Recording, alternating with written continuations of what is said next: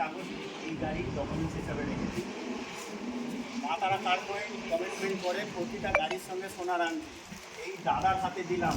আজকে এই শাঁখের কারণ হবো না, মাকে দেবো না বৌমাকে দেবো বুঝতে পারছি না, দাদার হাতে দিয়ে দিলাম।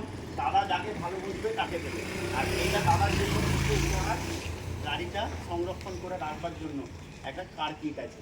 তো দাদা নমস্কার নেবে আর মন থেকে ভালোবাসা জানাই। আর প্রতিটা দুর্গাপুরবাসীকে নমস্কার জানাই ঝুঁকে, কারণ এনারা আছে বলে আমরা আছি, সমাজ চলছে। তো যাই হোক দাদা, কেমন খুশি লাগছে? দারুণ লাগছে। আচ্ছা, সব থেকে বড় কথা, ভদ্রলোক ভিডিও দেখে বুক করেছে, গাড়ি একবারও এসে দেখেনি। ওইটা সম্পর্কে একটু বলো, যা ভিডিওতে বলা হয়েছিল এসেই ওরকম। ধন্যবাদ। তো এই কারণেই আবার আর একটা নতুন চমক, এই দাদাকে দুটো চাবি হস্তান্তর করলাম, কারণ আমাদের প্রথম ওনারের গাড়ি দুটো চাবি আছে, দাদাকে দুটো চাবি দিলাম। জয় মা তারা বলে দাদাকে আনন্দ হস্তান্তর করলাম। আর এই গাড়িটি বাড়ি যাওয়ার পর আমার ব্যক্তিগত ইচ্ছা ওনার বাড়িতে আনন্দ উল্লাসে আরও ভরে উঠুক।